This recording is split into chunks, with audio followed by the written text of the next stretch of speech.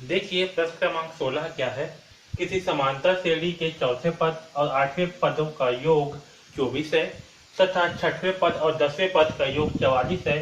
इस समांतर श्रेणी के पहले तीन पद ज्ञात कीजिए। ओके, क्या दिया है हमें? इस समांतर श्रेणी के चौथे पद और आठवें पद का योग कितना है? 24 है। और इसी समांतर श्रेणी के ही छठवें और 10वें पद का योग 44 है। ओके, हमें जो है समांतर श्रेणी के पहले तीन जो पद है उनको ज्ञात कर दिए। ओके, तो चलिए इसे जो है हल करते हैं। तो देखिए हमें क्या दिया है, किसी समांतर श्रेणी के चौथे पद और आठवें पद का योग। तो हम जो है मान करके चलते हैं, क्या मानते हैं कि इस समांतर श्रेणी का पहला पद क्या है। तो हम मान के चलते हैं कि समांतर श्रेणी का पहला पद ए है। ओके, तो हम जो है मान करके चलते हैं कि समांतर श्रेणी का पहला पद ए है और सार्वंतर क्या है? डी है। ओके, अब देखिए इस समांतर श्रेणी का चौथे पद और आठवें पद का योग क्या है? 24 है। तो हम पहले चौथा पद निकाल लेते हैं, फिर आठवां पद निकालेंगे। तो इस समांतर श्रेणी का चौथा पद यानी कि n बराबर कितना? 4। ओके, तो nवां पद का मान होता है an बराबर a plus n minus 1 into D. यहाँ पास n का मान क्या है? 4। तो क्या होगा? a4 बराबर a का मान क्या है? आपका पहला पद का मान a है, तो होगा a प्लस n का मान क्या है? n का मान है 4, तो होगा 4 माइनस 1 इंटू डी। तो यहाँ से हमें a4 का मान प्राप्त होगा a प्लस 4 में से 1 गया तो आएगा 3 और 3 इंटू डी का मान 3d। ओके, यानी कि चौथा पद का मान क्या होगा? a plus 3d। ये हो गया समीकरण 1। इसी प्रकार से आठवें पद का मान क्या होगा? तो यहाँ लिख रहा हूं मैं आठवें पद का मान। ओके, आठवें पद का मान यानी कि n बराबर कितना होगा? 8। तो n के स्थान पे क्या देंगे हम? 8। तो चलिए ज्ञात करते हैं an यानी कि a8। a का मान क्या होगा? a ही होगा पहला पद का मान। फिर क्या है? n का मान, n का मान है 8, तो होगा 8 माइनस 1 इंटू डी का मान क्या है? d ही है। ओके, तो a8 का मान होगा a प्लस 8 में से 1 गया तो बचेगा 7 और 7 इंटू डी का मान होगा 60d। ओके, तो आठवें पद क्या होगा? a plus 7d। अब हमें प्रश्न में क्या दिया है कि चौथे और आठवें पद का योग कितना है? 24 है। तो देखिए प्रश्नानुसार क्या होगा? प्रश्नानुसार चौथे पद यानी कि a प्लस 3d प्लस और आठवें पद यानी कि a प्लस 7d का योग कितना है? इन दोनों का योग है 24। ओके, अब इसे हल करते हैं। तो 1 और 1 कितना होगा? 2, तो यहाँ हो जाएगा 2a प्लस 7 और 3 कितना होगा? 10, तो यहाँ हो जाएगा 10b बराबर 24। ओके, अब देखिए यहाँ पास यहाँ 2a है, यहाँ 10a। तो इन दोनों से हम क्या कॉमन निकाल सकते हैं? तो देखिए यहाँ 2a है तो इसे लिखेंगे 2a प्लस 10 को क्या लिख सकते हैं? 2 इंटू 5d लिख सकते हैं, 2 इंटू 5 इंटू डी। तो इन दोनों में क्या कॉमन है? 2। तो 2 को यहाँ से बाहर निकालेंगे तो हमें क्या प्राप्त होगा? a प्लस 5 इंटू डी यानी कि 5d। ओके, तो यहाँ पास मैं उसे लिख रहा हूँ, 2 कॉमन निकाल लेंगे तो क्या प्राप्त होगा हमें? a प्लस 5d बराबर 24। और यहाँ से हमें a प्लस 5d बराबर क्या प्राप्त होगा? 24/2 यानी कि 2 12 24। तो यहाँ से हमें a प्लस 5d बराबर प्राप्त होगा 12। ओके, a प्लस 5d का मान क्या होगा? 12। इसे मानते हैं समीकरण 3। ओके, अब देखिए अब जो है हम छठवें पद का मान निकालते हैं इस समांतर श्रेणी का। तो छठवें पद का मान यानी कि n का मान क्या होगा? 6।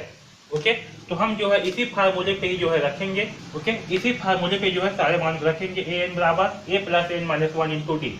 n का मान क्या होगा? 6। तो a6 बराबर क्या होगा? a का मान होगा a प्लस n का मान क्या होगा? 6। तो 6 माइनस 1 इंटू टी यानी कि a6 बराबर होगा a प्लस 6 में 1 गया तो बचेगा 5, तो होगा 5d। ओके, इसे जो है हम समीकरण 4 ले लेते हैं। ओके, अब देखिए और क्या है? 10वें पद। तो 10वें पद का मान क्या होगा? 10वें पद का मान ओके यानी कि n बराबर क्या होगा? 10। ओके, तो हम फिर से इसी फार्मूले पे जो है मान रखेंगे। तो an यानी कि a10 बराबर क्या होगा? a का मान तो a ही है प्लस n का मान क्या होगा? 10 माइनस 1 इंटू डी। ओके, इसे हल करने पर क्या आएगा? 10 में घटाएंगे 1 तो प्राप्त होगा 9 और 9 इंटू डी का मान होगा 9d। ओके, तो हमें यहाँ से a10 का मान प्राप्त होगा a प्लस 9d। ये होगा समीकरण 5। ओके, अब देखिए फिर प्रश्न में क्या दिया है कि छठवें और 10वें पदों का योग कितना है, 44 है। तो प्रश्नानुसार यहाँ पर द्वितीय शर्त, ओके, क्या दिया है, छठवें और 10वें पदों का योग। तो छठवें पद क्या है, a प्लस 5d, और 10वें पद क्या है, a प्लस 9d। इन दोनों का योग कितना है, 44 है। तो ये होगा 44। ओके, यहाँ तक सबको समझ में आया। अब फिर इसको जो है हल करते हैं। तो यहाँ देखिए a कितना होगा, 2a प्लस 5d, और 9d कितना होगा, 14d बराबर 44। ओके, अब देखिए यहाँ पास ये 2a और 60d है। इन दोनों में से हम क्या कॉमन निकाल सकते हैं, तो इस 14d को हम लिख सकते हैं 2 इंटू 60 इंटू डी। तो यहाँ से क्या होगा, 2 कॉमन आ जाएगा। तो 2 को जब कॉमन निकालेंगे तो क्या प्राप्त होगा हमें, a प्लस 60d। यहाँ से 2 क्या होगा, बाहर आ जाएगा। तो हमें क्या मिलेगा, a प्लस 60d। तो यहाँ से 2 को कॉमन निकाल लेते हैं। तो यहाँ मिलेगा a प्लस 60d बराबर 44। ओके, और यहाँ से हमें a प्लस 60d बराबर क्या मिलेगा, 44/2। तो इसे हल करने पर क्या होगा, 2 एकम 2, 2 दूनी 4, 2 दूनी 4 यानी कि 22। तो a प्लस 60d बराबर क्या प्राप्त होगा, हमें 22 प्राप्त होगा। ठीक है, ये जो है a प्लस 60d का मान कितना आएगा, 22। इसे मान लेते हैं समीकरण 6। ओके, अब जो है समीकरण 3 और समीकरण 6, तो समीकरण 6 में से समीकरण 3 को घटाते हैं।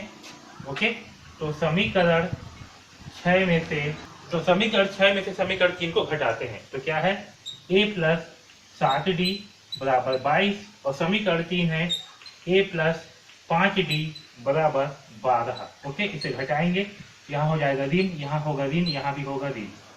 अब चलिए घटाते हैं। तो देखिए 22 में घटाएंगे 12, तो क्या प्राप्त होगा, 2 में से 2 गया 0, 2 में से 1 गया 1। ओके, यहाँ बराबर है तो बराबर कर देंगे। 60d में से घटाएंगे 5d, तो क्या मिलेगा हमें, 2d। एक यहाँ क्या है, एक प्लस है, एक क्या है माइनस, तो ये हो जाएगा कैंसल। तो 2d का मान कितना आया, 10। ओके, अब इसे मैं यहाँ आगे हल कर रहा हूँ। तो देखिए यहाँ से 2d का मान कितना आया, 10। तो यहाँ से d बराबर क्या हो जाएगा, 10/2, यानी कि d का मान हमें क्या प्राप्त होगा, 5। ओके, 2 एकम 2, 2 पंचे 10। तो हमें d का मान क्या मिला, 5। इस d के मान को समीकरण 1 में रख देते हैं। समीकरण 1 क्या है, a plus 3d। Okay, sorry, इस मान को जो है समीकरण 3 में रख देते हैं। तो d का मान समीकरण 3 में रखने पर, समीकरण 3 क्या है, a प्लस 5d बराबर 12, a प्लस 5d बराबर 12। d का मान कितना है, 5। यहाँ होगा a प्लस 5 इंटू 5 बराबर 12। तो a प्लस 5 इंटू 5 कितना होगा, 25 बराबर 12। तो यहाँ से हमें a का मान क्या प्राप्त होगा, 12 माइनस 25। तो a का मान आएगा 13। क्या आएगा, -13। ओके, तो a का मान जो है हमें प्राप्त होगा -13। ठीक, ओके, तो a का मान हमें क्या प्राप्त हुआ, -13। और a क्या है, a जो है हमारा प्रथम पद है। पहला पद क्या है, a, तो प्रथम पद क्या है, a। तो a का मान क्या है, -13। हमें जो है कितने पद ज्ञात करने हैं, 3 पद। ओके, तो दूसरा पद क्या होगा, दूसरा पद बराबर होगा a प्लस डी। ओके, दूसरा पद क्या होगा, a प्लस डी। तो a का मान कितना है, a का मान है -13 प्लस d का मान कितना है, तो d का मान है 5। तो दूसरा पद का मान क्या होगा, 13। 5 में घटाएंगे 13, तो क्या प्राप्त होगा, 8। तो यहाँ पास आएगा -8। ओके, तो दूसरा पद होगा -8, और हमारा तीसरा पद क्या होगा, तो तीसरा पद बराबर होगा a plus D plus D.